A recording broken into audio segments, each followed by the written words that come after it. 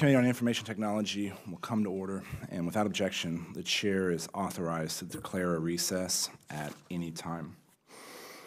The very first hearing we held in the subcommittee just over 2.5 years ago was titled Cybersecurity, the Evolving Nature of Threats Facing the Private Sector. Since that first hearing, we have held over a dozen hearings on a variety of cybersecurity issues facing the Congress and the country, including encryption technology, the risk posed by insecure legacy federal IT systems, and the opportunities and challenges posed by connected vehicles. Today's hearing on the Internet of Things builds on all the work we have done over the last 2.5 years to better understand the innovations of the digital age and how to implement needed legislative updates to continue protecting consumers and allowing American creativity to grow. The Internet of Things presents an opportunity to improve and enhance nearly every aspect of our society, economy, and day-to-day lives. But in order for us to be able to fully harness this technology, the Internet of Things needs to be built with security in mind, not as an afterthought. When integrating these devices into our lives, people need to know that they are secure. Unfortunately, we are far from this ideal state because many IoT devices violate basic cybersecurity practices. Some IoT devices lack the ability to be patched or include hard-coded passwords that cannot be changed by the user. This latter vulnerability was exploited in the recent attack on Den, which took down Netflix, Spotify, Twitter, and a number of other websites for hours. Senators Mark Warner and Cory Gardner have recently proposed one way of potentially increasing the cybersecurity of these devices by introducing a bill that would set minimum security requirements for devices purchased by the federal government. I applaud them for the effort and the thought that went into this legislation. I look forward to getting into the details of that legislation in today's hearing to answer some questions like, is the definition of IoT in the bill too broad? Does the bill apply to mobile devices? Should it? The cybersecurity requirements for devices in the bill might make sense now, but will they soon become outdated? As I've said before, we have great challenges in front of us, but also a tremendous opportunity to be bold and decisive, and reform the federal government.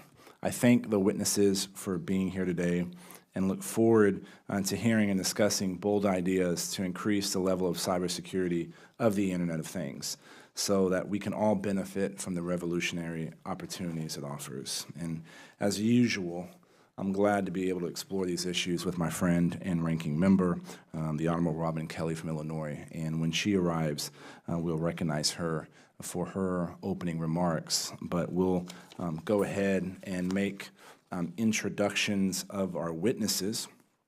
We have Mr. Matthew Eggers, the Executive Director for Cybersecurity Policy at the U.S. Chamber of Commerce, Mr. Tommy Ross, Senior Director of Policy for the Business Software Alliance, Mr. Josh Corman, Director of the Cyber Statecraft Initiative at the Atlantic Council, and Mr. Ray O'Farrell, Chief Technology Officer at VMware. And welcome to you all. And pursuant to committee rules, all witnesses will be sworn in before they testify, so please rise and raise your right hand. Do you solemnly swear or affirm the testimony you are about to give is the truth, the whole truth, and nothing but the truth, so help you God? Thank you.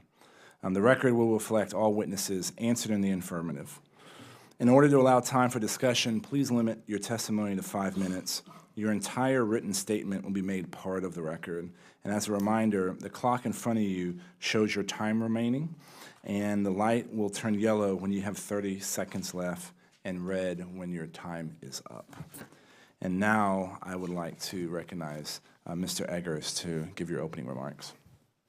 Thank you, sir. Good afternoon, Chairman Hurd, Ranking Member Kelly, and other distinguished members of the IT Subcommittee. My name is Matthew Eggers, and I'm the Executive Director of Cybersecurity Policy with the U.S. Chamber of Commerce. On behalf of the Chamber, I welcome the opportunity to testify before the Subcommittee.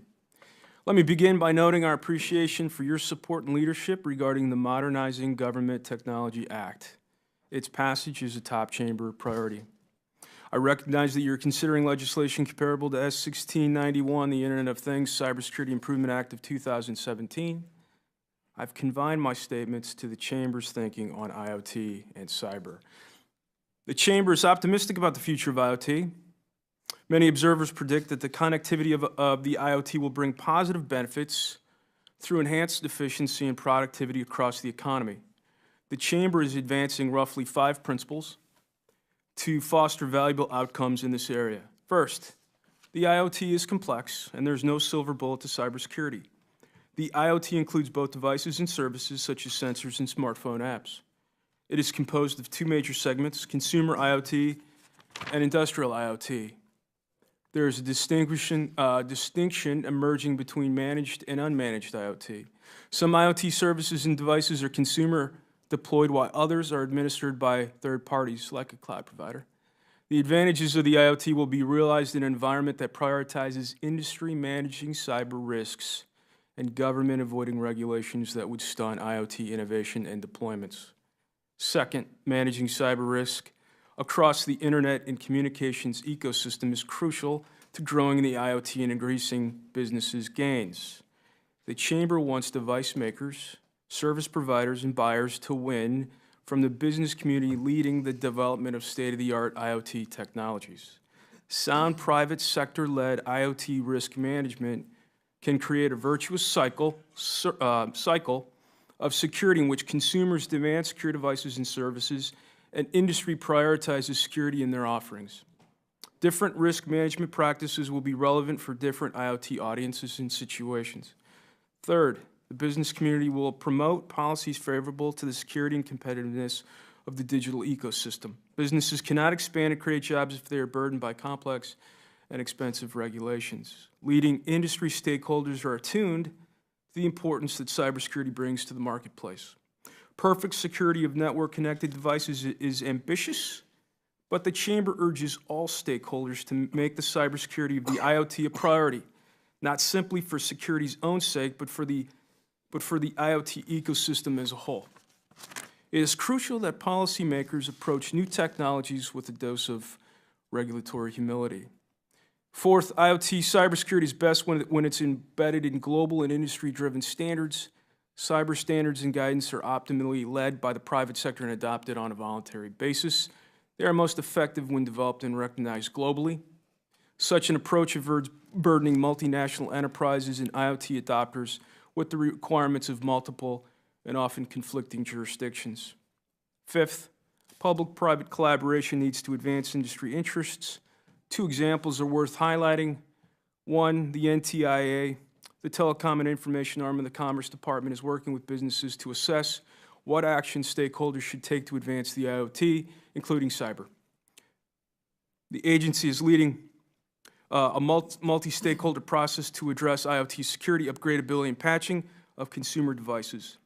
2, NIST, the department's standards body, did an admirable job of convening many organizations to develop the popular cybersecurity framework, which was released in 2014, and the Chamber has built a national education campaign around it. The Chamber strongly believes that the Commerce Department is well positioned to bring together stakeholders to identify existing standards and best practices to enhance the security and resilience of the IoT. Thank you for giving me a chance to convey the Chamber's views, and I'm happy to answer any questions. Thank you.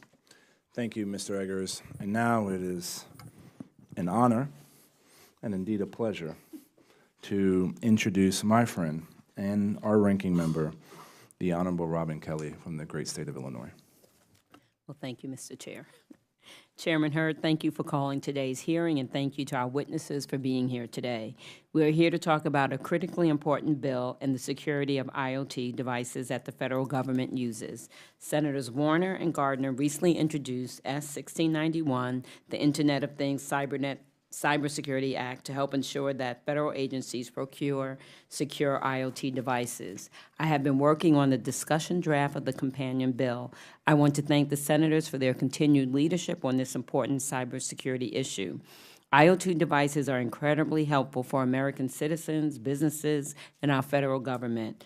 From drones to smart light bulbs to connected cars, hundreds of millions of Americans benefit from these devices every day. In fact, we expect to have more than 20 billion Internet-connected devices online by 2020. Unfortunately, the high demand and lucrative market for IoT devices has also attracted bad actors who crank out cheap products that are insecure, unreliable, and vulnerable to malware. We all know the dangers posed by unsecured devices. Even the least tech-savvy among us learned about the consequences last October when a distributed denial of service attack, or DDoS, attack on DNS service provider DIN shut down internet access for millions on the East Coast. We learned that the attack was carried out by a botnet composed of thousands of compromised IoT devices. It was a sobering reminder that everyday appliances like webcams, smart TVs, and even thermostats can be turned into cyber weapons. There is no doubt that these attacks will grow in frequency and severity. The proliferation of IoT devices makes these attacks that much easier. It is estimated that October's DIN attack only used a fraction of the botnet's capabilities. We can only imagine the disruption that a larger cyber attack would cause. Lives are at stake in this matter. Given the gravity of this situation, Congress must be concerned about both disruptive cyber attacks and protecting sensitive data. Comprised devices can become access points for malicious actors to gain entry into the federal government's networks. S-1691 and my draft companion bill bake security into the procurement process. These bills ensure that procured devices meet minimum security requirements. We are talking about basic cyber hygiene, like ensuring that devices are patchable, that they do not contain known vulnerabilities or hard-coded passwords. The legislation also provides agencies with flexibility to waive these requirements if they employ similar requirements or use third-party device certification standards. These requirements make our agencies more secure while providing flexibility to vendors and agencies. We cannot predict the future of technology, which is why my discussion draft also includes the creation of Emerging Technologies Advisory Board to review and provide recommendations to update guidelines in real time to address emerging threats. Importantly, these bills are not meant to provide extensive, in-depth regulation. Sector-specific regulators will devise more precise rules to address the unique risks to each sector. Instead, they would establish minimal flexible standards for government procurement of IoT devices. I've long said that the federal government must be a leader in cybersecurity. This legislation takes us closer to that goal. But my bill draft is not finished. We need the input of people like our witnesses, other stakeholders, and the public to make my bill as strong as possible so that our federal agencies can be safe and secure. It is a fine line to walk to secure our IT systems while encouraging innovation. I hope that at the end of this process, we have struck that perfect balance. I look forward to hearing the witnesses' ideas and contributions to strengthen this bill. And again, thank you, Mr. Chairman. I'd like to thank the ranking member. I always say that cybersecurity is one of the final remaining bipartisan issues in Washington, D.C. Have hope. No, there's more. There we go. I like that. PMA, positive mental attitude. So I'd like to now recognize Mr. Ross for your 5-minute opening remarks. Chairman Hurd, Ranking Member Kelly, members of the subcommittee, it's a real honor for me to be here with you today. My name is Tommy Ross, and I'm here on behalf of BSA, the Software Alliance. With operations in over 60 countries around the world, BSA is the leading advocate for the global software industry, which contributes over 10 million American jobs and over $1 trillion to the U.S. economy. Our members are among the world's leading innovators of software and analytics capabilities that undergird the Internet of Things, or IoT. They are deeply invested in the success of the IoT because of its potential to transform and improve our lives. The Internet of Things is already generating new and improved business models and business processes in nearly every sector of the economy, from agriculture to cutting-edge scientific research. And it's delivering unprecedented conveniences and opportunities to individual citizens. At the core of the Internet of Things is the ability to analyze, process, and move data in novel ways. If we are to realize the tremendous potential of the IoT, we must secure that data against malicious cyber activity. As the chairman said in his opening remarks, products must be developed with security in mind and not with security as an afterthought. For that reason, BSA's members are deeply committed to advancing strong cybersecurity throughout the IoT market. In fact, as we celebrate National Cybersecurity Awareness Month, BSA is launching a new cybersecurity policy agenda entitled Security in the Connected Age, and our agenda asserts cybersecurity for the Internet of Things as a high priority for policymakers. I've included a copy of this agenda in my written testimony.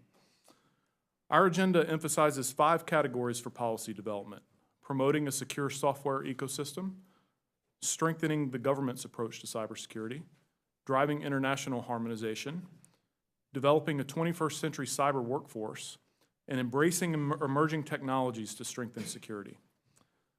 Drawing on this agenda, I offer several principles and concrete policy recommendations for securing the IoT in my written testimony. In my time before you now, I'd like to focus on 3 of those recommendations. First, a calibrated approach to capturing the complexity of the Internet of Things will be essential to crafting effective IoT policies.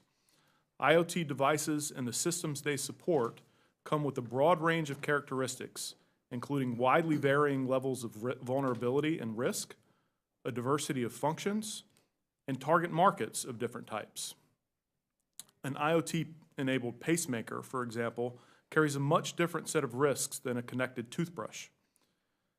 Some devices, if compromised by malicious cyber activity, could pose direct risks to an individual's safety or the public health. Others are unlikely to cause physical damage, but could be commandeered by botnets, as the ranking member mentioned. Rather than a one-size-fits-all approach, we need a risk-based policy framework that accounts for these differences. Second, IoT policies should build on existing software industry best practices. We should not treat the Internet of Things as some wholly new and unexplored realm demanding new and different policies. IoT devices are built around hardware and software that have been regular features of the technology landscape for years, even decades. In the software industry, the private sector and the government have worked closely over many years to develop a robust set of guidelines, best practices, and international standards for developing and sustaining secure software. As you consider cybersecurity in the IoT, we should begin here. Finally, effective IoT cybersecurity policies will recognize that the government has an important role, but it should be cautious in how it exercises its role to avoid interventions that will stunt the development of innovative products, including new cyber tools. In general, it should focus on convening and facilitating rather than dictating solutions. The government can be most effective when it takes action to foster market-driven solutions, particularly those that can impact markets globally. The government can play a critical role by driving multi-stakeholder processes to confront the most critical or most challenging questions and to seek to harmonize policy frameworks across sectors based on the outcomes of those multi-stakeholder processes. Beyond that, though, the government must lead by example. As Ranking Member Kelly said in her opening remarks, the federal government must be a leader in cybersecurity. It must drive the market by demanding the most innovative security solutions private industry can provide, and invest in emerging technologies that can reshape security architectures. Too often, government acquisition is driven towards the lowest cost solutions rather than those that provide the best value. That must change. In summary, we argue that policies for the Internet of Things will be most effective when they are risk-based rather than one-size-fits-all, when they build on existing best practices instead of reinventing the wheel, and when they facilitate collaboration between government and industry to tackle a shared challenge. Thank you again for the opportunity to appear before you today. I look forward to your questions. Thank you, Mr. Ross. Mr. Corman, you're up. 5 minutes for your opening remarks. Thanks for being here. Thank you. Chairman Hurd, Ranking Member Kelly, distinguished members of the committee, thank you for the opportunity to testify today. My name is Joshua Corman. I am a founder of IamTheCavalry.org, a grassroots volunteer cyber safety initiative focused on where bits and bytes meet flesh and blood. Until yesterday, I was the director of the Cyber Statecraft Initiative for the Atlantic Council, a nonprofit international policy think tank. And as of yesterday, I'm now the Chief Security Officer for PTC to drive more maturity and safety into the industrial IoT sector. And lastly, relevant to today, I was testimony to the 2016 Presidential Commission for Enhancing National Cybersecurity and had the privilege of serving on the Congressional Task Force for Healthcare Cybersecurity, which published in June. Beyond my written testimonies, I'd like to highlight 3 things. One is the cost of inaction and the urgency of time. While some want to wait, time really is the enemy here, and delayed response will have consequences in breaches, in effect public safety, in the confidence in our government, and in very large parts of our economy, and could cede our leadership position in the international policy response after the next major attack. In ways I fear through my work at the Atlantic Council would be very deleterious to U.S. interests and to our economic interests.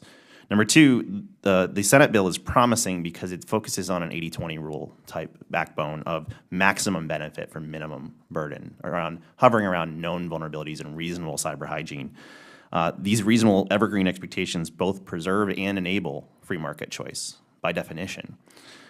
They are more descriptive than prescriptive, focusing on what is required versus how to do it, despite industry talking points. Further, they may even serve as a very necessary safe harbor rubric for inevitable software liability when we have our first casualties due to where bits and bytes meet flesh and blood. And then third, this rubric could be made even better with a software bill of materials, enhancing the Senate bill with a software ingredients list, or also referred to as software bill of materials, would add significant protections and better reflect insights and findings from prior initiatives like the Presidential Commission, which highlighted the need for food labels and transparency to enable better free market choice. Our Healthcare Cybersecurity Task Force, which is strongly urging a software bill of materials to reflect what Philips Medical and others are voluntarily doing to make medical equipment safer in life-critical use cases. And while the industry has reacted negatively to such approaches in the past, many of those arguments have been weak or have failed to fully appreciate the benefits of such an approach, both of which I'd be happy to speak to in Q&A or follow-up. Further, we continue to misidentify as a nation, especially when talking about the NIST cybersecurity framework, that cybersecurity is not only about confidentiality of data. It is about public safety, human life, capital expenditures, physical harm. And I think what we're seeing with NotPetya and other attacks is property damage, severe interruptions to our supply of vaccines for our national supply, et cetera. And while I appreciate, especially from the technology community, the need to, the reluctance to regulate technology, it's hard to argue the private sector is doing a good job here, even on the regulation of data. About 100 of the Fortune 100 have lost intellectual property and trade secrets. Nearly every retailer has had a breach of credit card data several times, despite adhering to industry best practices. And I think the fact that we have a broad history of software security practices is part of the problem. We have failed to secure low consequence use cases like replaceable data, and now we're increasingly dependent upon technologies where the consequences of failure could have a national security or public safety impact. The breaches are getting bigger, like Ashley Madison and Target. They're affecting government, like the Pentagon and the OPM breach. And now they're affecting hospitals. Initially last February with Hollywood Presbyterian shutting down patient care for a week due to an accidental ransomware infection. And more recently, 65 hospitals in the UK, 65 hospitals in one day were shut down. That was 20% of their national capacity. And while we have been reluctant, the primary reason to be reluctant to regulate software IoT, including my own reluctance, has been a fear that doing so may stifle innovation or hurt the economy. And I think these uncomfortable truths are showing a failure to have some reasonable regulation of software and IoT is stifling innovation and hurting the economy. If we are cavalier about this, I do fear the international response. There's severe appetite to do things in Germany, in the UK, and there are even attempts to break up the free open internet to have a UN takeover of governance. And the easiest solutions, the next Mirai botnet that we can't stop, are very dangerous to US interests and may cede our current model and economic engagement with the internet. Lastly, on a personal level, I'm very encouraged to see the enthusiastic support for the value of white hat research and coordinated vulnerability disclosure. And there's been significant strides there which are already bearing fruit for the voting hacking machines, for medical devices, and for automobiles. And I'd like to see that continue. Be happy to answer your questions. In closing, time is the enemy. The bill focuses on maximum benefit for minimum burden and could be even stronger with the bill of materials. I am encouraged by this hearing and the bill as a turning point that we might have the courage and will to do the technical solutions we've had available. Thank you. Thank you, Mr. Corman. Mr. O'Farrell, you're now recognized for 5 minutes. Chairman Hurd, Ranking Member Kelly, thank you for the opportunity to testify today at this important hearing. I am Ray O'Farrell, Chief Technology Officer at VMware and head of VMware's IoT team. VMware is headquartered in Palo Alto, California, and is one of the largest software companies in the world, and is also part of the Dell technology family of companies.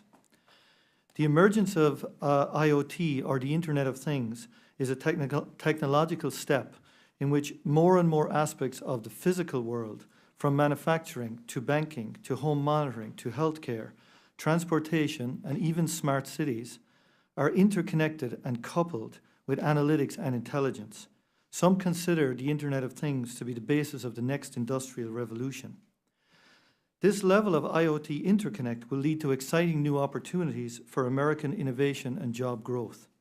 However, with the increased interconnect, there is also a threat of cyber attack on this new infrastructure. We've already witnessed some of the security challenges for IoT. For example, just a year ago, an IoT distributed denial of service attack took down major internet platforms and disrupted the internet services of millions of Americans. And in May of this year, the WannaCry attack is estimated to have affected 100,000 organizations in 150 countries, and in the context of IoT, that included healthcare-related IoT systems. The threat and the impact of IoT-based cyber attack is not theoretical, it is real. VMware is a leader in data center and IT infrastructure management, including the management of end-user devices, such as cell phones. We do this for the federal government and the largest companies in the world. We extend this management and security approach to the world of IoT and to the IoT industry. We applaud Senators Warner and Gardner for introducing this proposal of the Internet of Things Cybersecurity Improvement Act 2017 and the committee for releasing a discussion draft and holding today's hearings. There are several provisions of the proposal that VMware specifically supports. Firstly, we believe that IoT devices should, from the outset, be designed with vulnerability patching capabilities built in. A simple patching requirement would have drastically reduced or eliminated the WannaCry breach. Secondly, we support several of the cyber hygiene concepts in the proposal, including microsegmentation and multi-factor authentication. The concept of microsegmentation plays a critical role in ensuring that IoT-related data and information are segmented and properly protected against IoT cyber breaches. Thirdly, we also support the consideration included in the proposal that leverage the security benefits introduced by properly managed IoT gateways, edge systems which act as isolation and management gateways to help prevent and remediate any compromise of connected devices. In closing, the Internet of Things will have a significant positive impact on American innovation and American jobs. Billions of IoT-connected devices will be on the free market for consumers, businesses, and government to consider purchasing. And the US has a ripe opportunity to claim global leadership in this space. But security is the key principle that will enable and advance further adoption of IoT. If consumers, businesses, and government do not feel that IoT products are secure, it will only hinder US global leadership in a growing and innovative IoT industry. The Internet of Things Cybersecurity Improvement Act of 2017 provides a thoughtful framework modeled after the industry-recognized NIST framework. The specific proposal focuses narrowly and appropriately on the procurement process by the federal government of IoT technology. If the US government decides to spend American taxpayer dollars to gain the productivity and efficiency benefits that IoT technologies can bring to the government, then it is reasonable to assume that the government should be confident in the security levels of the IoT devices it is purchasing. Chairman Hurd and Ranking Member Kelly, I applaud the leadership of the committee for holding this hearing today. Thank you for the opportunity to testify, and I look forward to answering the committee's questions. Thank you, Mr. O'Farrell. Now it's with great pleasure to recognize the gentleman from California, Mr. Darrell Issa, for his first round of questions. Thank you, Mr. Chairman. I think the public, in hearing we're doing something on the Internet of Things, probably in spite of your testimony would consider that, well, this must be new. But Mr. O'Farrell, I'm going to use you and a little bit of our gray hairs to establish something for a moment. When you began in the industry, people were auto-dialing to find modems and then trying to invade people's systems that were connected by modems, correct? That's correct, yes. And the advent of firewalls and private systems, VPNs, point-to-point connection, was in response to that and other challenges, right? Yeah, broadly bringing a level of security and protection.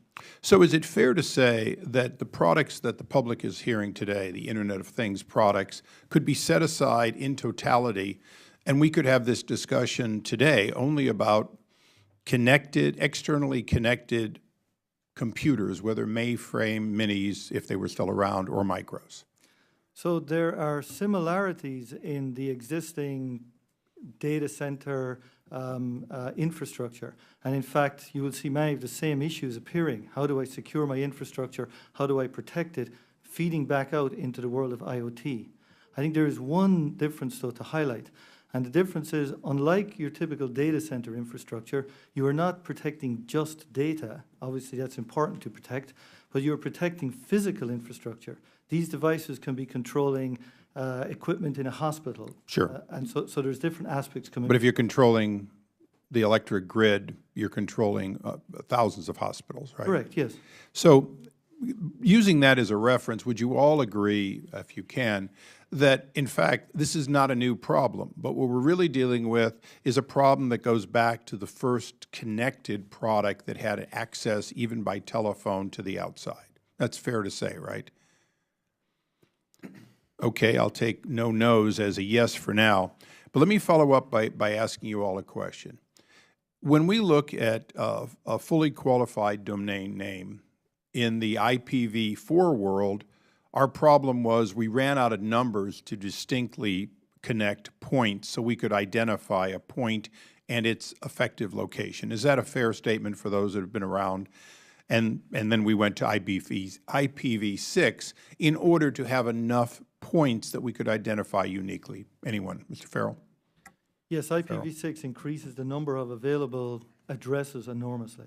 So as we're here looking at the question of a lot of things that are going to be done, would it be fair to say that the ultimate solution for point-to-point connections and conversations is, in fact, to eventually have every point in some way be fully qualified and fully identified so that when the chairman has a product that's being addressed by a product asking it to do something, its chances of it being anything other than an approved product reasonably asking for that information can be dramatically reduced.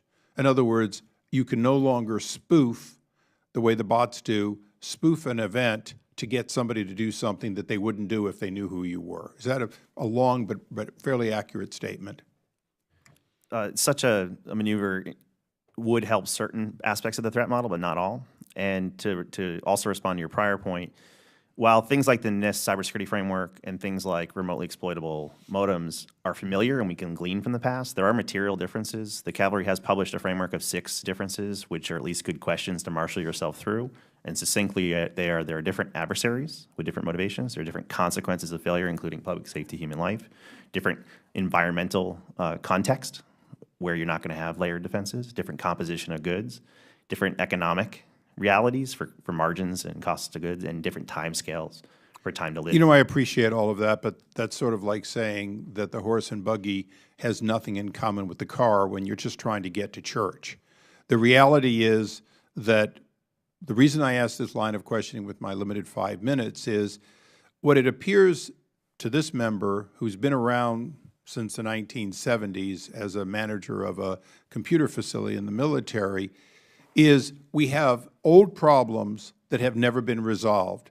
We now are in a position where quicker, faster, and with greater devastation, the problems can lead to catastrophic problems for our society, for human life, and yet, in a sense, we've never resolved that great question, which started off with the modem that said, you can call me, but I'm only going to call back to the number that's programmed in me. That two-way authentication that came out back in the modem day, in a sense, the reason I asked the question, and I'll close, Mr. Chairman, is it appears as though unique and thorough, fully qualified identity with the appropriate authentications is going to have to be part of any solution, or you're going to have exactly what happened to Jared Kushner's lawyer, who emailed forward to a spoofer what he was supposed to send to the son-in-law of the vice president only a few days ago, because you've got to know who you're talking to, or inevitably all the security in the world won't do you any good when you send it to the wrong place. Mr. Chairman, I'll take that as a yes if they don't revise and extend on it, but it's an area of concern, and thank you for continuing this. You know, if I may, let me just throw in a couple of thoughts that, we share your concerns about security and making sure that as we go from, let's say, device to end user, as we expand and we want to the Internet of Things, we're doing it in a way that minimizes those risks. Authentication is a key topic. I know we at the Chamber, we've supported the NSTIC, the Trusted Authentication concept and effort that was launched in 2011. But I think to your bigger point, we do share your concerns about security and the need for increased security and risk management. One thing I think we would look to is some kind of layered approach, right? No single one thing is going to get us to where we want to be. And I would also want to look closely at what kind of metric we look to get there. We, at least at the Chamber, there are private sector-led efforts to look at whether or not a device, widget, gadget's more secure, let's say, than another. We probably would be a little skeptical, or at least want to proceed with caution if government's going to put a thumb on the scale. It may be premature to at least select one certification model versus another. I'll finish there. Thanks. Ranking Member Kelly is now recognized for her opening questions. Thank you. As the IoT market continues to grow rapidly, there are concerns that it is growing without proper security standards or market incentives to safeguard against bad actors. We haven't done a good job of rewarding good actors who bake in security. But for the federal government uses, an unsecured device poses a great threat to information security and sensitive data. A 2017 report by the Government Accountability Office found that IoT device vulnerabilities can be caused by, and I quote, a lack of security standards addressing unique IoT needs. Mr. O'Farrell, would you agree that IoT devices pose a unique cybersecurity challenge? Yes, I would, partially because the impact of a cybersecurity breach on an IoT device, as we've noted, can affect something very real in the physical world, including human life. Second of all, IoT devices, by their nature, are not behind a brick wall in a data center. They're at the bottom of oil wells, they're in factories, they're in buildings, which means the ability to physically attack them or interface with them becomes possible. Therefore, I think that layered approaches to how you secure them becomes more important. So the bill mentions, for instance, the use of IoT gateways and microsegmentation. These are second-order protection, which can be used to protect those devices themselves, even if they become compromised in some way. Okay. And so you agree that establishing at least some minimal cybersecurity standards would help prevent IoT device vulnerabilities? Yes, I think in the context of the bill, which is essentially highlighting the existing NIST standards from a cybersecurity point of view and applying them to IoT in the context of the federal government procuring those devices, yes, I do. And Mr. Corman, would you agree? I do. And there's several things we could do. We wanted to focus on things that were 80-20 rule-ish. And I think if you squint, everything really hovers around vulnerabilities that are known. Known vulnerabilities are more than 30% more likely to be attacked by adversaries than unknown. And we discussed this with Chairman Hurd in Las Vegas. We had this notion of IoT really should have 5 postures towards any failure. They're going to fail. They're going to fail often. How do you avoid failure by building security in versus bolting on? How do you take help avoiding failure from willing allies like through coordinated disclosure? How do you capture, study, and learn from failure with logging and evidence? How do you respond to failure with security updates and patching? And how do you contain and isolate failure with segmentation and isolation to fail safely? And those are really, you must be this tall to ride the Internet of Things kind of concepts. Obviously, there's so much more we could do, but that's a really minimum viable. I once said unpatchable IoT are the lawn darts of the Internet in that they are inherently unsafe. Thank you. Both the House and Senate versions of the IoT Cybersecurity Improvement Act require minimum security requirements for vendors selling IoT devices to the government. These include basic best practices like federally procured devices being patchable and not using hard-coded passwords. Mr. O'Farrell, do you believe these standards are reasonable? Yes, I do. I also note that the bill gives, under some circumstances, the ability to be able to waive those if a device does not support that, as long as another security technique is put in place. Right. And can you describe how these practices, basic hygiene, can provide a reasonable level of security for the government to feel confident in purchasing IoT technologies? So you've already heard to some degree how the existing ways that you secure data centers and infrastructure also applies and becomes applicable in some way to IoT. Many of the things which are described here, authentication, microsegmentation, least privilege access, all of those are core concepts described by NIST to secure data center infrastructure and cyber infrastructure. So the same would apply equally to IoT. Thank you. This becomes an extension, essentially of the existing data center infrastructure. Okay. While IoT devices promise exciting opportunities and benefits, we cannot ignore, as all of you agree, the security implications. Government data must be protected, and it's essential that we address the cybersecurity concerns now rather than retroactively. The IoT Cybersecurity Improvement Act provides basic security standards that are necessary for protecting government data and can set a positive example for the IoT industry at large. I believe the legislation serves as an excellent starting point for IoT security, and I yield back. I'd like to thank the ranking member, and if my memory is correct, Mr. Gianforte, this is your first hearing with us. It's great to have someone with your background, experience, and patents on this committee, and you're now recognized for your opening 5 minutes of question. Thank you, Chairman Hurd and Ranking Member Kelly. It's my pleasure to be here. Thank you for the testimony that you're providing for us today. I appreciate the effort. We need to make sure that our government is secure, and particularly Internet of Things security is important. I want to ask questions in two areas, and as Chairman Hurd mentioned, I ran a cloud computing business for many years, and we had thousands of clients. We had over 1,000 cyber attacks per day that we had to defend against, so I have some familiarity here. I'd like to talk a little bit about NIST vulnerabilities. How often does NIST publish updates on vulnerabilities? Just based on your knowledge, Mr. O'Farrell. I don't actually know the exact number. I know we get vulnerabilities from NIST, but also from broadly across the industry. Even, large software companies like Microsoft and others will publish those vulnerabilities as well. And so it would not be unusual to see a steady stream of vulnerabilities coming in every month. Every month, there'd be new ones. So, every day, there's updates. So are all vulnerabilities, Mr. O'Farrell, created equal, or are some more severe than others? Some are more severe than others. The challenge with a vulnerability is you cannot always tell or predict whether the vulnerability is going to be exploited in some way. Remember, a vulnerability simply says there is something here which could be a problem. It doesn't say this has been used to attack or exploit in some way.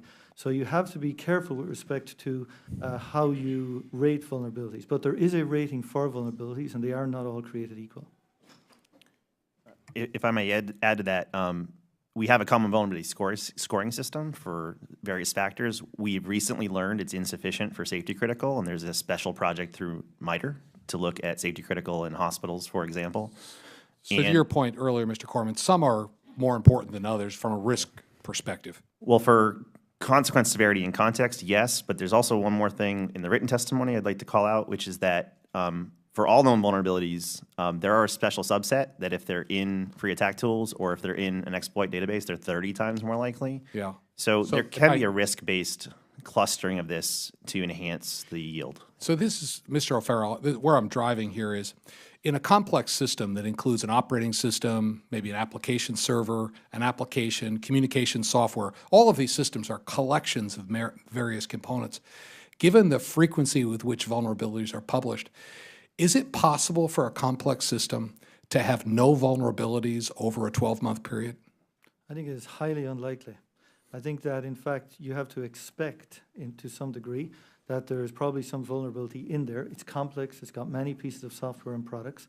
And I think if at all possible, you need to build into your security stance the expectation that you're going to have to adopt and deal with some form of exploit should it occur. So control and second layer protection is a part of the story. Okay. Sir, And go ahead. And I raise this because in the legislation as it stands today, it says that all procurement by the federal government will have no vulnerabilities. And I just want to highlight that some are more important than others. We may want to differentiate in some way. I think, I was just going to add that I think that a focus on, A, a definition of what we mean by internet-connected device, I think is crucial. B, I would say that you are right. NIST, its database of vulnerabilities ranks low to high. U.S. CERT pushes out vulnerability and other update information, if you will, regularly. I get them. One of the things I think that's relevant, at least in terms of the conversation here, is I think everybody is right to focus on the vulnerabilities and to upgrade, fix. One of the issues, at least in terms of if you are a provider, and one of the questions that we've got is there's a requirement for tracking notification. Mr. Eggers, if I could just claim my time back. You may, sir. Yeah, of thank course. You. And I just wanted to, in my remaining 50 seconds, Mr. Ross, I have a question about standard practices in the software industry. As in the legislation, there are particular clauses that require manufacturers of Internet of Things to provide perpetual updates to software, and I think the process of providing a way to do update is good. In the software industry, is it standard practice that that's done as part of the initial purchase price of the product, or is there typically a separate maintenance contract that is designated to ensure that you get updates to your products? I think that very much depends on the product. You know, so you see, obviously, we all have apps on our iPhones that get free updates, you know, without paying any extra, and other companies provide update services as a separate package. And if there was a requirement to provide perpetual updates, would that typically, what impact would that have on the initial purchase price of the product itself? Again, I think it depends on the business and its sort of, you know, business model, how it generates revenue. So I don't think there's a single answer for the entire. But if a vendor had to provide more services, typically prices would go up. You could certainly expect that in some Okay, cases. thank you, and I yield back. Thank you for your patience, Mr. Chairman. Thank you. Mr. Raskin, you're now recognized for 5 minutes. And thank you very much, Mr. Chairman. So I'm interested in last year's cyber attack with the Murray botnet, which took down the internet for most of the East Coast. And it was an attack that preyed on the Internet of Things connected devices, like webcams and routers and so on. And as I understand it, it infected the IoT devices with malware, and then the hackers were able to gain control of the devices and use them to drive an overwhelming amount of traffic towards the target. Mr. O'Farrell, let me ask you, in the aftermath of the Murray botnet attack, it was revealed that the attackers had used only about 20% of the computing power of 20% of the entire botnet. So in other words, a small fraction of the actual capabilities. How would a similar attack, ramped up, affect the federal government if they came after us? Well, I think the ramp up would have an equivalent ramp up in terms of impact.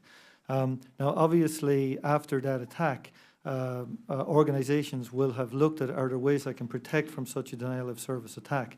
So there will have been some changes made to try and protect against that. But if the full force of that attack had been used at that time, with the internet as it stood at that time, it is likely the impact would have equally been proportionally large. So in terms of the federal government, it would have brought down major internet providers, and that in turn would have begun to affect what the federal government does day to day.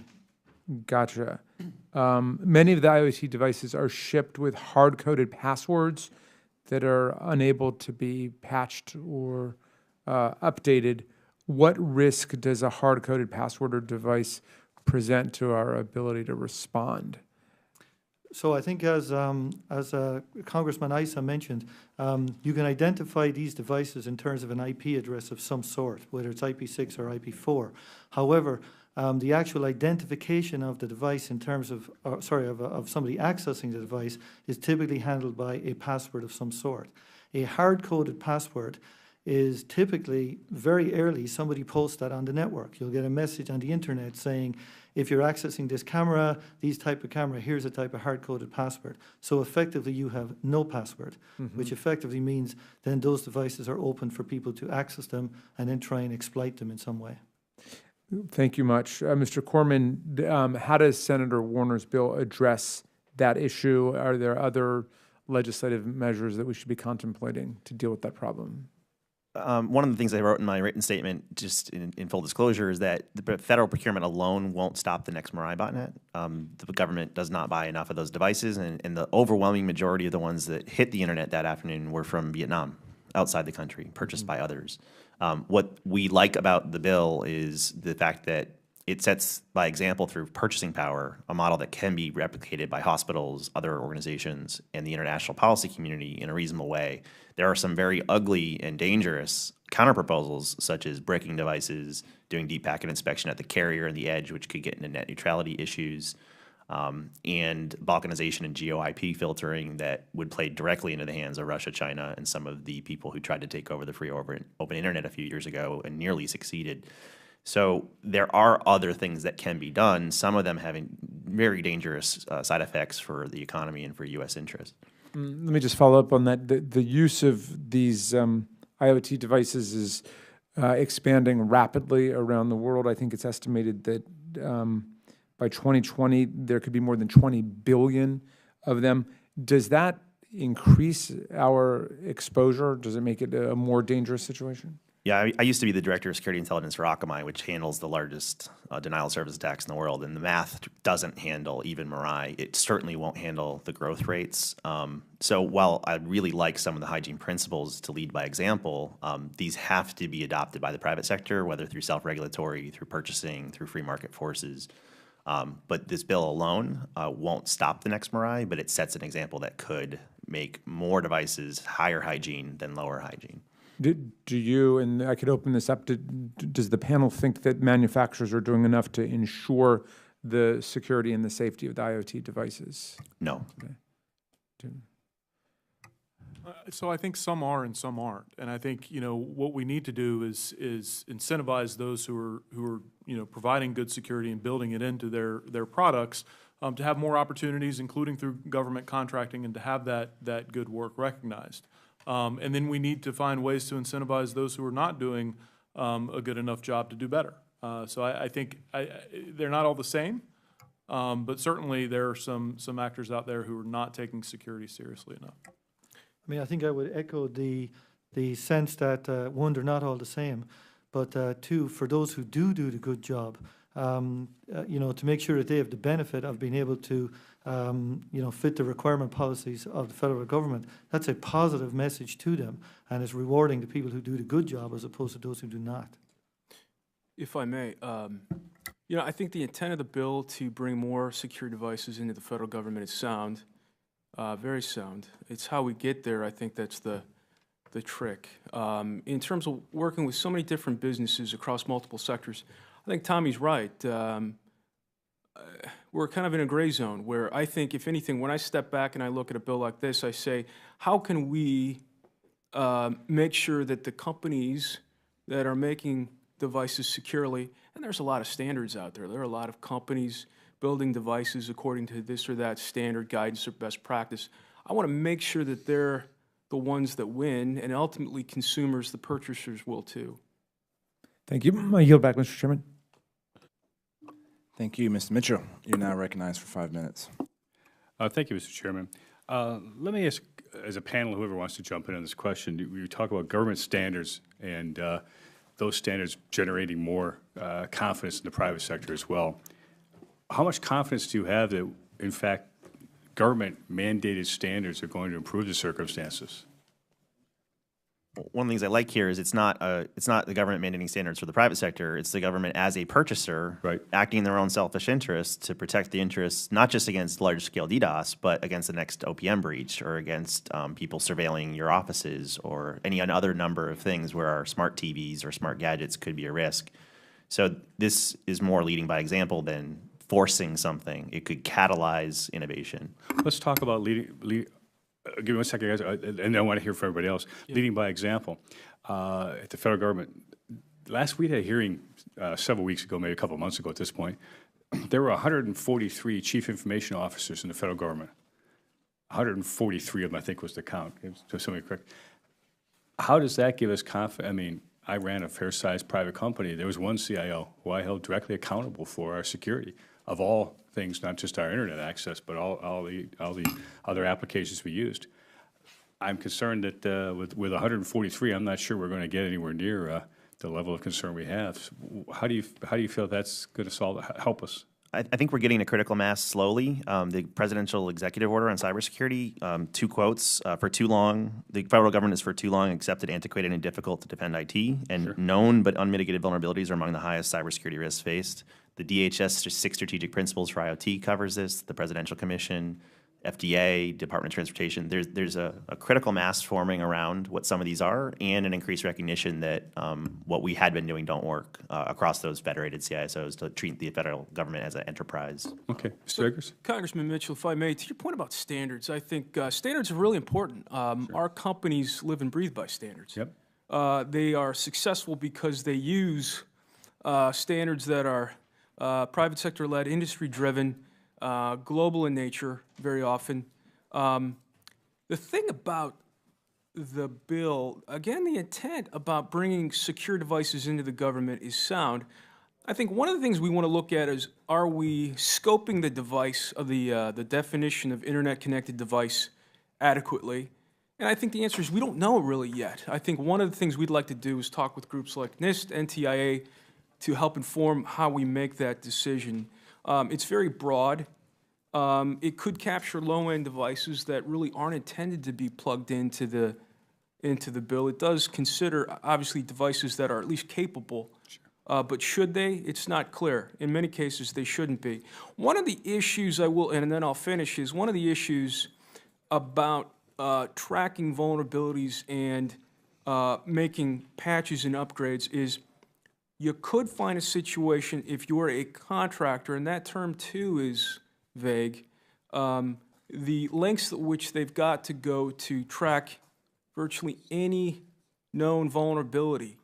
And there are a lot of avenues for finding those, and you would be beholden to quite a notification structure, and so that gives me pause. The idea about upgrading is sound, but the notification, among other things, gives me pause. Mr. Farrell, you had a comment on.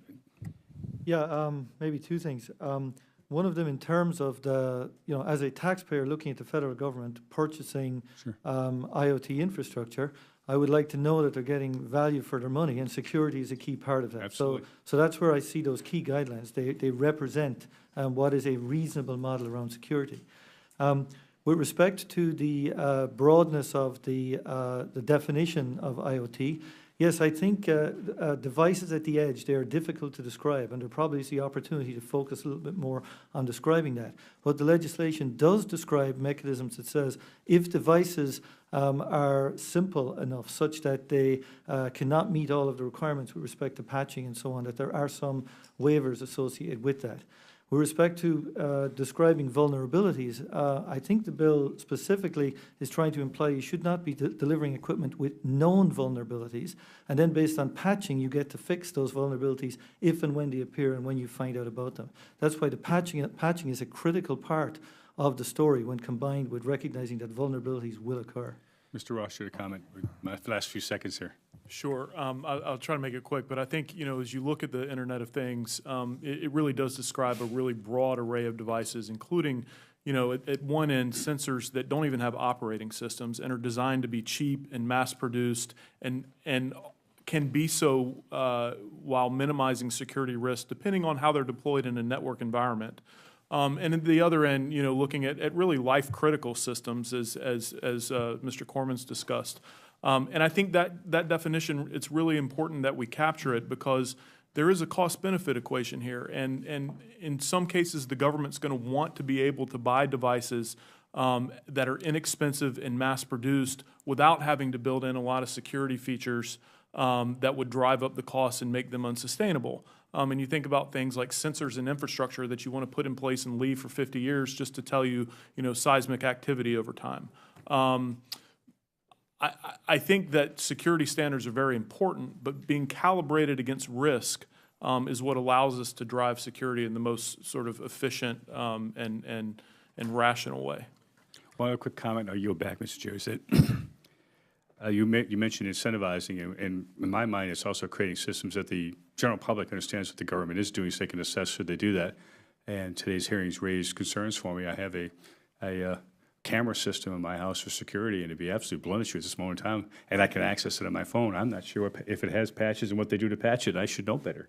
So I'll yield back. Mr. Corman, did you have a? Yeah, I'll be very brief. Some of Representative Gianforte's comments and your own, they kind of make the case for what I said earlier about the value of a software bill of materials. If it is unrealistic to perpetually update, if it might cost more money, if the company's gone out of business, the camera manufacturer, these things allow at least the procurer to assess, am I affected? Where am I affected? Should I unplug it? And there are a series of use cases that this would ameliorate or soften with that increased transparency. Just like a bill of materials or a food label, like if you're allergic to peanuts or if you're allergic to some sort of food. And having some sort of ingredients list allows me to make a choice. And if there were a recall, if we did find out there was a bad batch of a certain ingredient in some of the food we ate, we know to stop eating it. And such a function could be applied to IoT and software as well. Thank you. Now, recognize myself, and not necessarily for as much time as I may consume, but I'm going to take my time. Mr. Ross, maybe we pick up on a comment you just made.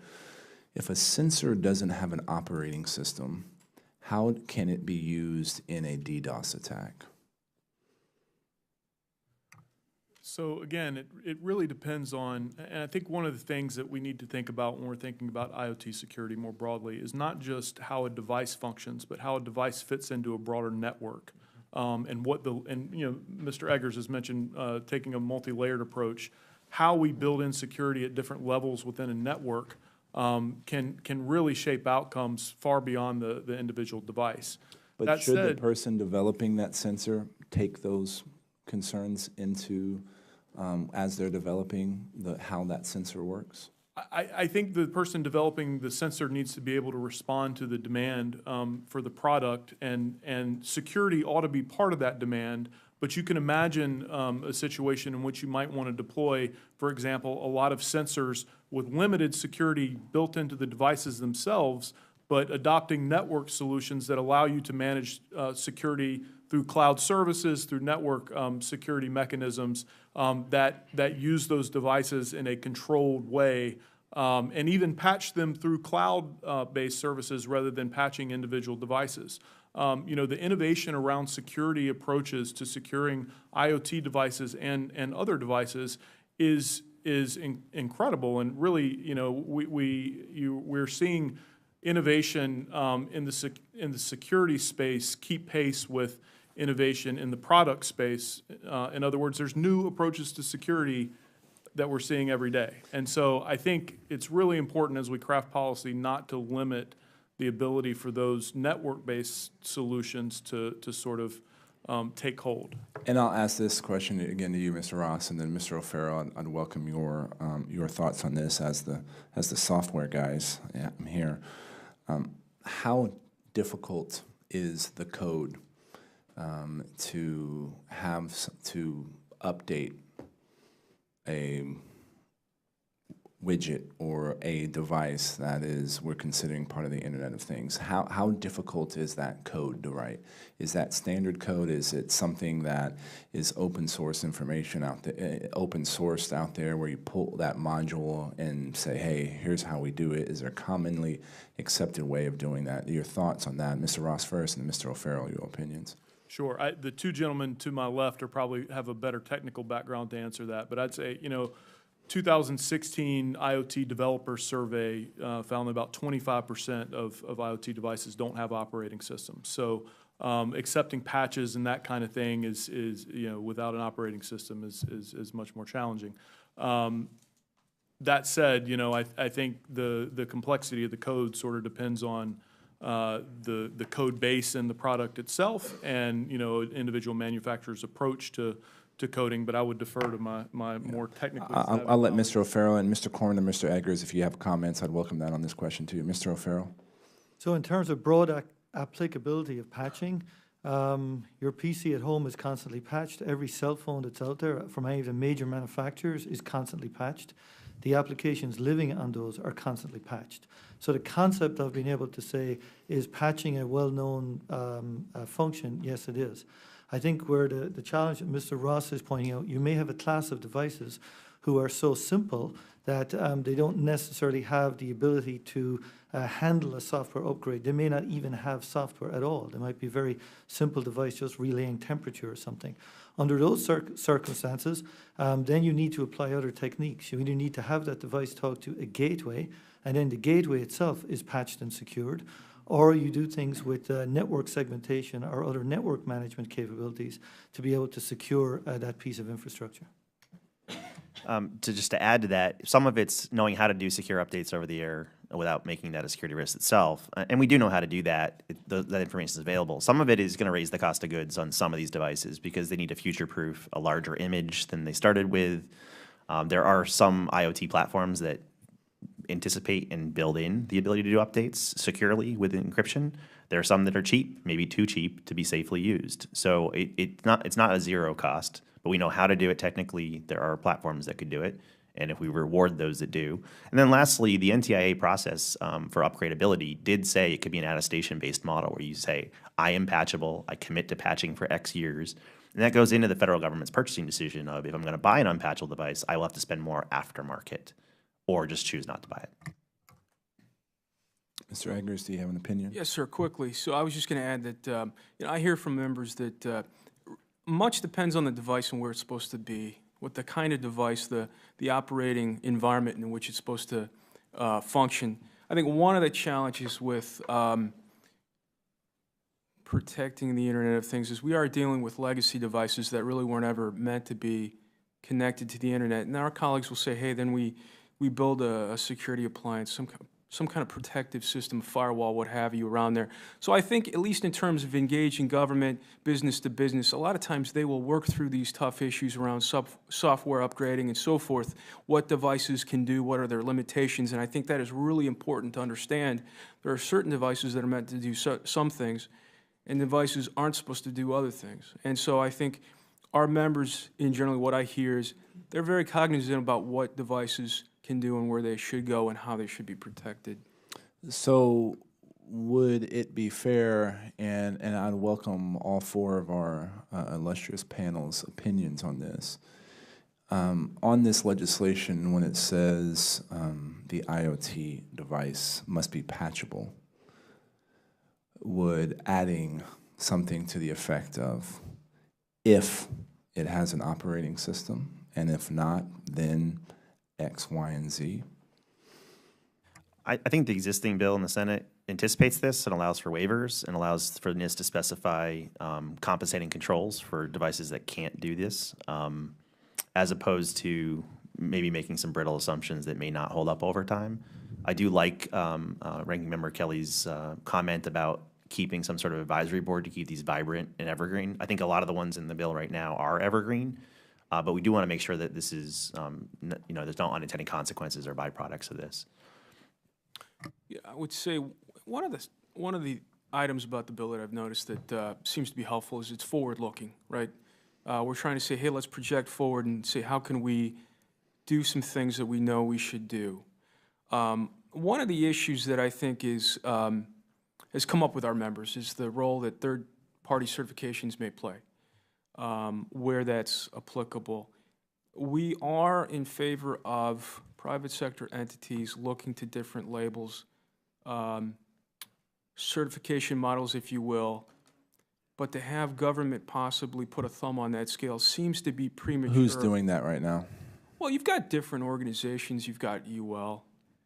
You've got different organizations providing, I think, approaches, let's say, in Europe. The challenge, I think, with this is the speed of the threat, the dynamic nature of trying to put, let's say, contents. We're not clear about what contents would be in that label. Would it be proprietary information? What kinds of maybe software-related information would be on that label? Can it keep up with the threat?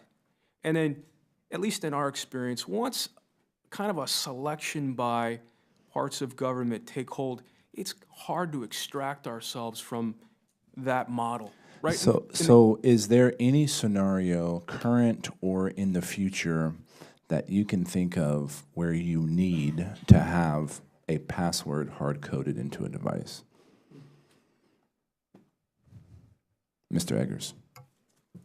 You know, I would say that at least I've gotten positive feedback on the idea that once you receive the device, you should be able to change that passcode. That's helpful. But to your question, I'd have to get back to you.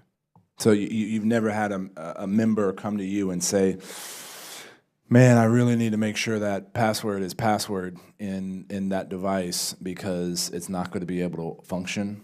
They would say that that is a bad idea, uniformly. Mr. Ross, you have an opinion? I know there's like a bunch, we're on like 3 or 4 different kind of questions right now. Yeah, no, it's... Throw it out there. Well, let me take your first question first on the patching. I think, as you know, when product developers are considering how to approach a product, there's a few variables that are in tension. You have computing power, battery power, cost, size of the device.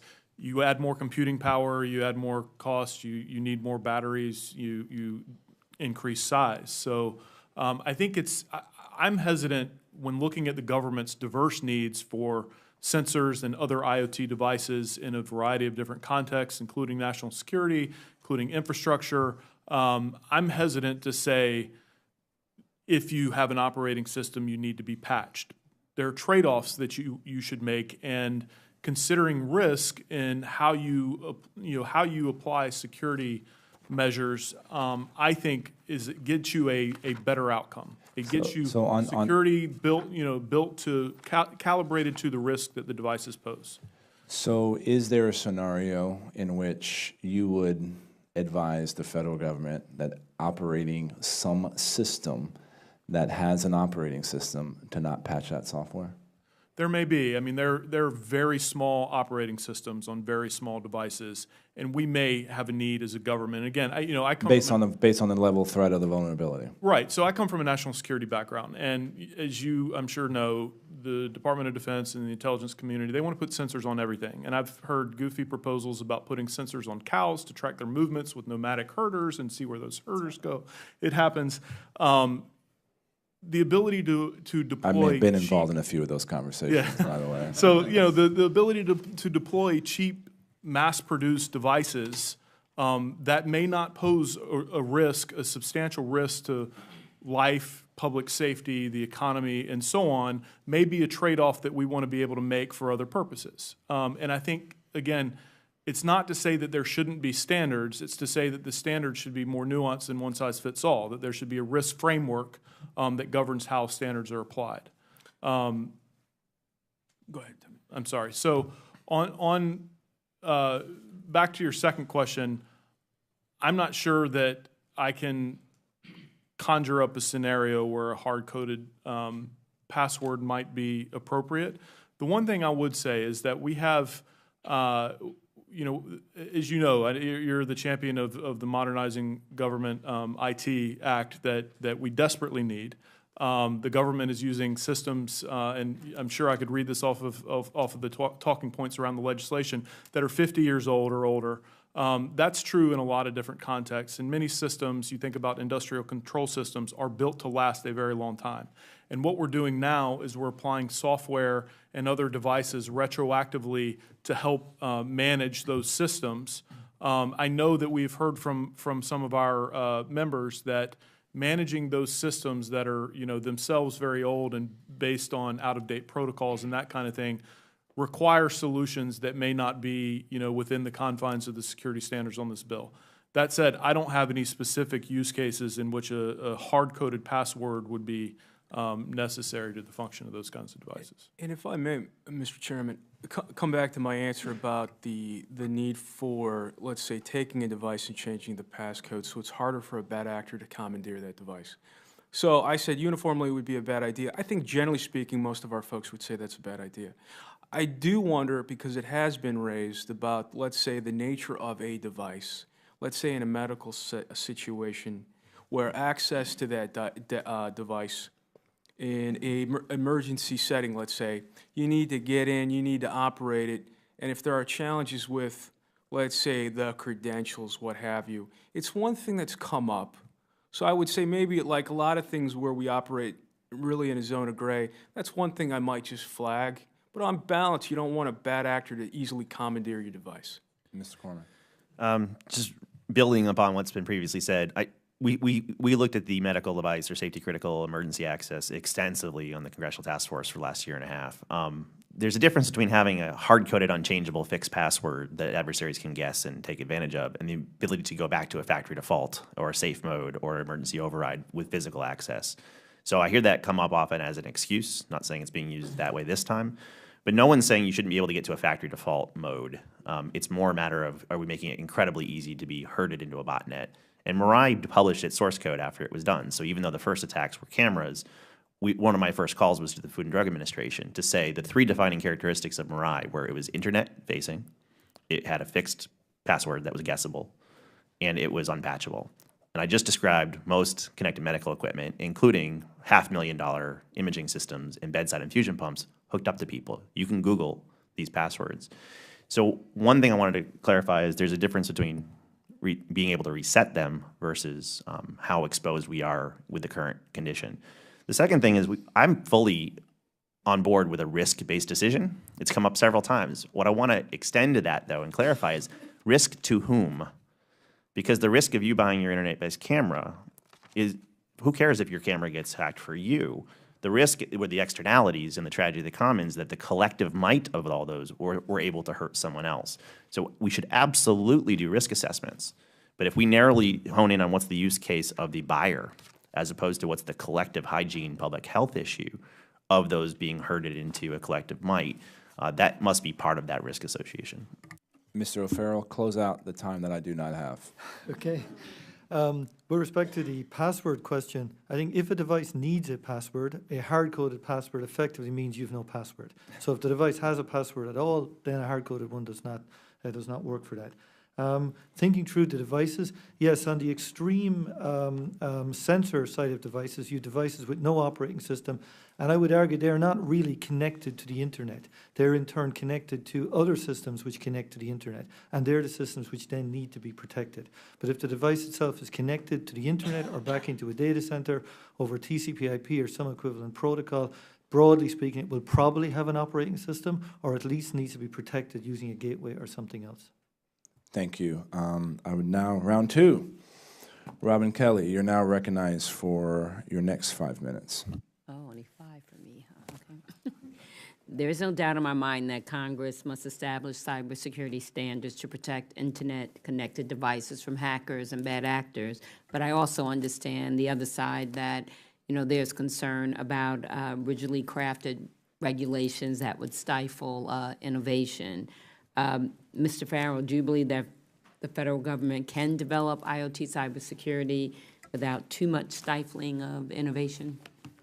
So I believe that in the context of the proposal, where you're trying to establish what are really pretty basic security rules, or basically a kind of a rules of the road for what the federal government should be doing for procurement. I think the balance of being able to establish those rules and making sure that you are basically getting value for money against any potential curtailing of innovation, I think is a good balance. These are pretty basic rules. They're not going to some inappropriate level of constraint. And Mr. Corman had made the comment he thought that the advisory board was a good idea. Do you agree with that assessment? Yes, I do. I think partially one of the challenges with Internet of Things and anything got to do with cyber moving forward is, as several people have pointed out, you do not know what the threat of tomorrow is going to be, and you do not know what adaptive level of security you're going to have to bring. So an advisory board would help to be able to surface those and react to those before they become a real problem. Okay. And Mr. Corman, the Senate version already has the waiver process. Do you think that's a good idea and would ease some concerns? To a certain extent, one fear I have is the notion that you can't sell a product with known vulnerabilities unless you get a waiver. I think it'll be the norm that on any given day that you sell, you will have some known vulnerability. So we want to make this as streamlined as possible. That's why I err on disclosing, in other words, avoiding a failure to warn, and the expectation of patching or the ingredients list to know if you need to, even if your vendor doesn't warn you or can't. So the ability to have a pressure release valve of a waiver process makes sense, because then the agency is explicitly accepting that risk and can do other things to swarm and surround that. But I'd want to make sure that the common path is the easy path, is the safe path, and waivers may just be a way to undermine this. So I tend to favor carrot and stick. FDA did something where they essentially said, if you have a disclosure program and you can fix your issue in 30 to 60 days, then you don't have to go through a recall process. Kind of being very clever to say the safe thing is the easy thing. Mm-hmm. So you can do it however you want, but you're going to want to do it this way. And my only comment on the waivers is, let's make sure that they're rare and necessary as opposed to burdensome and slowing down the federal government. And we all know that as much as we try, no piece of legislation is perfect. So I wanted to give each of you a chance to make a suggestion toward this legislation. Mr. Eggers. Yes, ma'am. Thank you for asking. I think I will confess I have not looked at the advisory board idea in detail, but I will. I'm more familiar with the Senate bill. I might even suggest, and maybe if there's one thing to take away, at least from my thoughts here today, it's that maybe going broader than an advisory board. And what do I mean by that is we found that the Commerce Department can play a really powerful role, NTIA, NIST in particular, to bring multiple stakeholders. The four of us are just a portion of that. What they can do, and I think the NIST cyber framework effort is a good model. They brought folks together. They're able to say, here's what our interests are. They were consulted. They provided input. There was a lot of back and forth, right? It was quality, input, output. I think industry bought in a major way. We may need to do that here. We are supportive of that. I think that the Commerce Department, I don't want to speak for them, but I think they would be open to that idea. One thing I might suggest is it's not clear if our friends at NIST and NTIA have the resources they need to carry that forward. One thing I might suggest is we look at what they may need. We may want to consult with them. Hey, maybe it doesn't need to be as big as the framework effort where we have about maybe 5 to 6 workshops in the span of about 13 months. But here's what I took away. Industry played a big role, so did government. Our members bought in by and large. I can go out, and we do. We promote that framework to about 6 major chambers, state, local chambers every year, lead up every year to a summit. So we're able to promote that tool not only domestically to our businesses, but as a model globally. And that's one of the things we're aiming to, is that we have a process, a model that can work for business wherever they are on the globe. Okay. Thank you. Thank you. Ranking Member Kelly, if I might, I'd offer 3 things. First of all, I think it's a very promising piece of legislation, and we think the idea of the government using its purchasing power to drive security makes a lot of sense. So these are offered in the spirit of improving that legislation. Number 1, the definition of internet-connected devices, as I've been suggesting, I think needs to reflect risk. And I know that NIST is working on looking at a risk tiering or a categorization of IoT devices. I think that's maybe something that can be built upon in the definition. Second of all, I think we really like the emphasis on security research and coordinated vulnerability disclosure, but there's some refinements that we would like to see to make sure that patches can be fully deployed before vulnerabilities are disclosed to the public. And then the third thing, I'm not sure exactly how you get at this in the legislation, but what we would not want to see is any set of standards become sort of the new lowest bar where, that leads the acquisition workforce to buy products that are the cheapest possible as long as they meet the bar. We want to see competition for better cybersecurity and the government buying for value, not just for lowest cost. And I think the more we can do to incentivize that, the better off we'll be. Thank you. I love the question. I appreciate it being asked. Thank you. I mean, clearly I proactively mentioned there's tremendous value in a list of ingredients for free market choice at purchase time to tell better products from worse, to answer am I affected and where am I affected when there's an active attack in the wild that you might be able to actually defend yourself against, and for the devices that are gone out of business, the manufacturers, the ability to defend yourself in those important use cases. If I were to add to that, there is a technical standard being discussed called MUD, or Manufacturer Usage Description. It's a very elegant, very simple idea that every device would advertise to the network, this is the domain I need to talk to, and this is the port I need to speak on. And if other devices in the network noticed it was doing something else, it must be compromised. It's something that on its own may not get as much adoption, but were this part of a government procurement wish list or fast track or incentivized, it could be promising. It's not very robust now, but I like the concept, and it could go even further and leverage free market innovation. I think this idea came out of Cisco, if I recall. And then just a little caution on the disclosure idea. I do agree that great care has to be done on the notion of safe harbor for coordinated vulnerability disclosure. And in my written testimony, I caution against NPPD reinventing the wheel. There's been significant and robust debate with the Librarian of Congress, the Copyright Office, who is recommending that the current exemptions to DMCA for research that allowed and enabled the voting machines medical to get the strength of law and be made permanent. I would not want to undo some of those really subtle nuances, nor would I want to tie that to the availability of patch first. There are many devices that cannot be patched, but it's still meaningful to know to shield yourself and insulate yourself. So rather than designing that right now, I would be happy to comment further, but I think that last well-intended suggestion could backfire in unanticipated ways I could articulate. Thank you. Thank you very much for the opportunity to comment on improvements to the bill. I think I see two areas. One of them is related to the definition of IoT devices themselves. As you can see, it's an area of quite a few questions. But specifically, it points to those IoT devices which are being procured by the federal government for use by the federal government.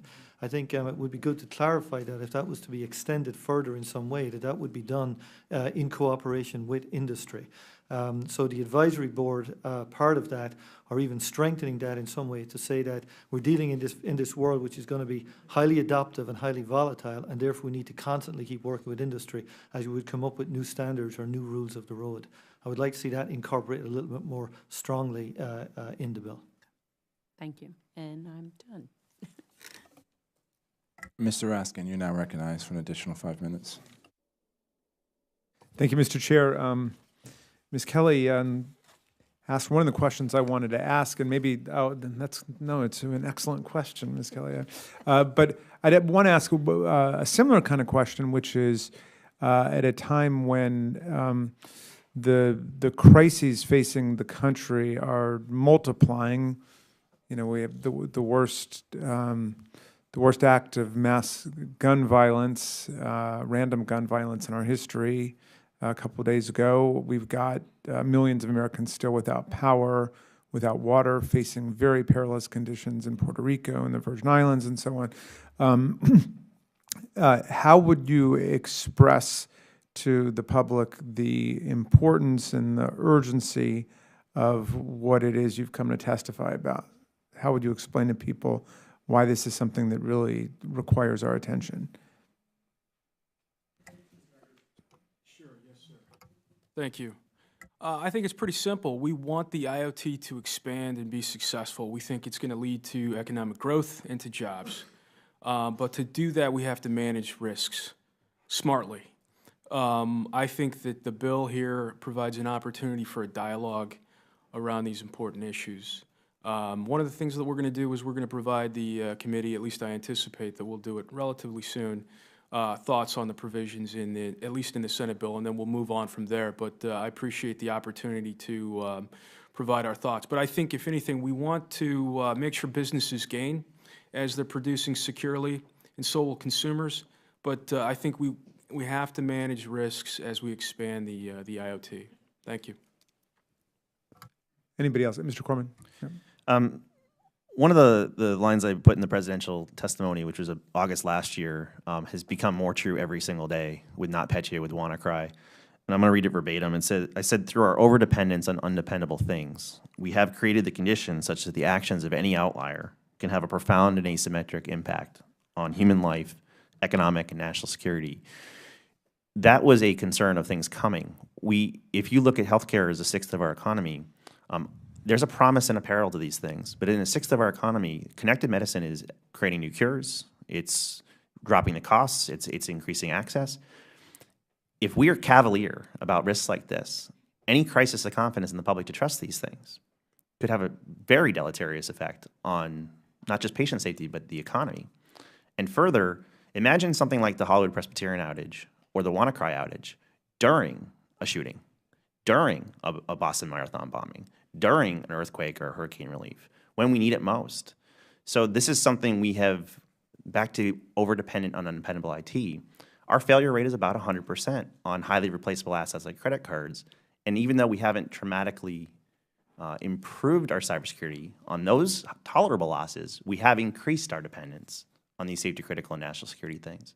So without being dire or doom and gloom, we've run out of runway for these low consequence failures. And I think it's not just that we want economic growth, it's that we want the confidence of the public and national security intact.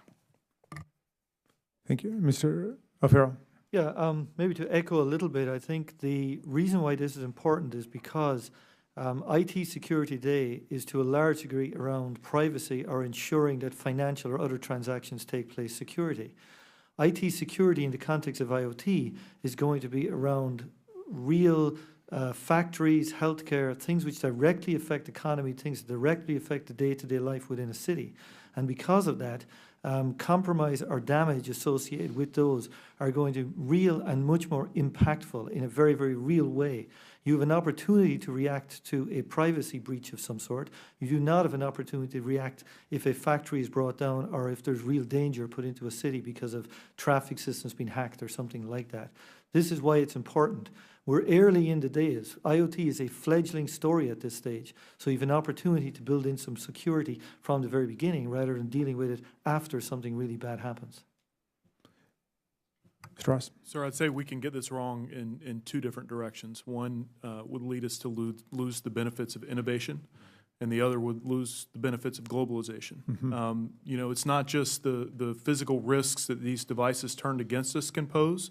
It's also losing out on the cutting-edge scientific research that these devices are offering, or the benefits to public health, or the benefits to, you know, critical infrastructure and that kind of thing. And if we don't protect them from cyber attacks, we lose those benefits. On the other hand, if we go too far and we adopt indigenous standards that put us at odds with the rest of the world, and we close off the internet and we segment and fragment, we lose the ability to transact business around the world and the benefit to our economy that brings us. Thank you. Mr. Chairman, I also want to just take a second to thank you for calling this hearing today. Unsecure IoT devices pose significant risk to our national security and can have devastating consequences, as Mr. Corman said. So I think that the Internet of Things Cybersecurity Act is a great first step to protect federally procured IoT devices and sensors from cyber attacks. And I want to thank Representative Kelly for her excellent legislation, and I do strongly support her bill. Thank you, Mr. Raskin. And some final questions from me. How do we prevent, if we say you have to be this tall, from that staying that's the floor, or that would be the ceiling, actually? How do we make sure that we continue, that industry continues to follow good digital hygiene? We did encounter this with the PCI data security standard. The effort to set a minimum meant we got one, right? It almost caused a race to the bottom of, and we don't want to cause that. I think that's why the language we use here is critically important, and I think it's an and. I don't think it's do you do a NIST private sector public-private partnership or some minimum hygiene to protect your own interest right now, especially with time being the enemy. If these things are evergreen, like never have a password you can't change, we can act on that, and we can encourage best practices, carrots and sticks, preferential purchasing, with a parallel effort that does leverage things that can be layered on top of it. It is always a risk when you define a minimum that you get it.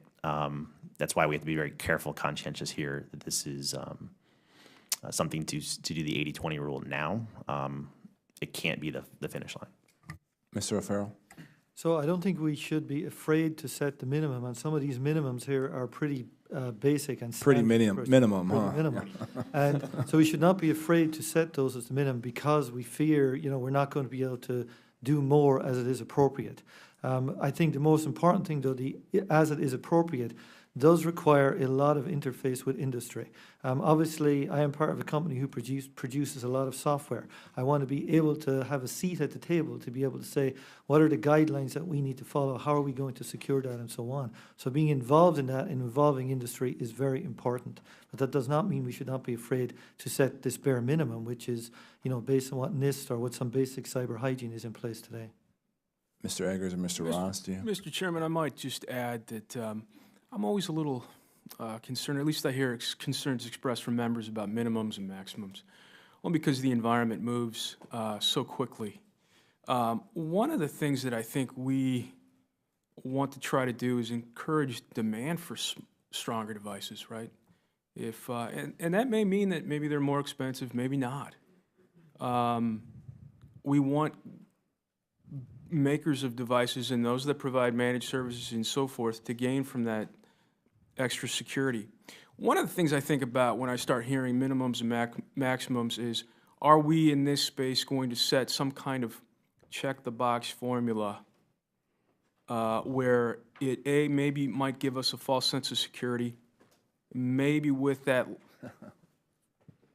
false sense of security, we are not deploying resources optimally. We've seen that happen. The other thing is, it's not clear where a minimum goes to maybe a higher level.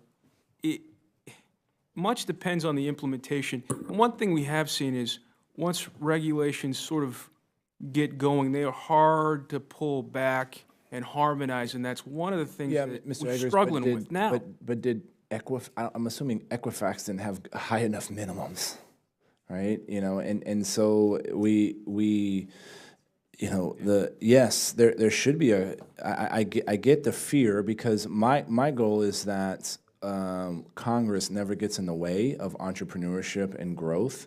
But it's being made hard when private sector companies are not following basic digital system hygiene. Nobody opted in for their information to be in Equifax, right? And so I get that frustration, but then your members need to get their act together. So let me offer a thought. I think your concern, I'm not going to argue with your concerns, but here's what I hear from members. So I think one of the things we don't do a good job with is whether it's OPM, SEC, Equifax, another entity. We're going to have more. We don't do a great job of creating a safe space where an organization can come in as soon as they think that there's something wrong and say, here's what's going on. Rather than having an environment where they're having a finger pointed at them and you're saying, why did you let this happen? We say, hey, we'll get to that. What can we do to help make things better? So we can pull in information in a voluntary way, and we can learn and then get that information out to other organizations. I honestly haven't learned enough about what's happened with some of these recent breaches to really have a firm sense that I can comfortably say that one organization did very, very poorly and one didn't. I understand that organizations have had challenge, but sometimes we don't know the full picture. And we haven't, at least one thing is, bills like this don't necessarily contemplate what are we going to do about the bad guys, right? What are we going to do about pushing back on bad actors? I think deterrence, at least through denial, stronger devices is sound, but what are we also going to do to make an example of bad actors? So they think, for example, hey, I'm not going to do this again. Mr. Ross? Mr. Chairman, two points. I think one, we focused a lot on minimum standards today.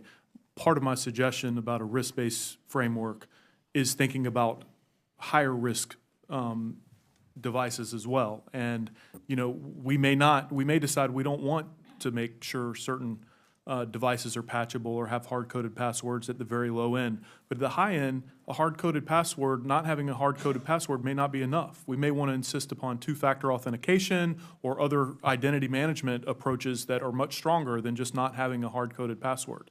So I think that's one important thing. The second thing is, if we want minimum standards for government procurement or any other sorts of standards to drive a sort of race to the top for cybersecurity, market mechanisms are really important. And part of that means that consumers, both at the enterprise level and on an individual household basis, need to have information to make informed decisions that factor in security. And right now, we don't have sufficient tools to get information to consumers in ways that they can understand and act upon. So I think that's another really important part of the solution. Mr. Corman. You know, I almost wanted to bring up Equifax, but obviously Equifax is not an IoT device. That said, the cause here was a known vulnerability that was able to be remediated but wasn't. It's very similar to this rubric, right? A known but unmitigated vulnerability. To the point raised just now, though, there is a tongue-in-cheek, much shorter bill we could do if we want to avoid being prescriptive. We could have a bill that basically says, let the free market do whatever the heck it wants. You are liable for all damages caused by a known vulnerability or a default password. It's as free market and open to interpretation as you want. You can be a risk taker. You can be a risk avoider. You can change the cost of goods. A little tongue-in-cheek, but to a certain extent, we have to decide what's reasonable and what's appropriate for the shared responsibility model of the goods that we're inheriting. So we don't have to necessarily tell them what to do. I think these ones are pretty evergreen, as we which is testified thus far. That said, if we want the criteria to change over time, I'd like to remind everyone listening, not just the committee, this is a statutory authority. I believe we're going to get software liability through case law. I think a jury of their peers is going to find that harm caused to a loved one due to a software defect is no different than harm caused by a physical defect, and we will get case law introducing something, whether or not there's a regulatory or purchasing procurement document. So part of the virtue of this particular experiment and this leading by example with procurement guidelines is, I believe, and I said this in my testimony as well, this could create a rubric that could be a safe harbor clause for any case law around this. So rather than fighting it or wondering what it might do badly, I think it creates a very tenable and tractable building block for the private sector to insulate their harm and insulate their maximum liability. They don't like that at first. I think in the fullness of time, we're going to see this not come through statutory, but through case law. Thank you. Will the gentleman from the Commonwealth of Virginia be interested in asking questions or making comments? I would. Thank you, Mr. Chair. And he is recognized for the final 5 minutes. I thank the Chair. And let me follow up on what you were just saying, Mr. Corman. I take your point, and it may be the way to go. But on the other hand, statutory action influences case law. And not having a statute means that a court in some ways has to itself impose minimum standards if it's going to find liability. And so that's not always a desirable outcome from a legislative point of view. You may want to comment on that. Yeah, there was a significant discussion on this in the Presidential Commission on Enhancing National Cybersecurity, which did ask the Department of Justice to explore the current state of the law with regards to software liability, just as an uncomfortable truth. One of the discussions that went in great detail is that if a court is doing this in a vacuum, if they place the liability in the wrong place, it could have devastating effects on the software industry. For example, most of these vulnerabilities that are exploited are in third-party open source code that are 100% volunteer.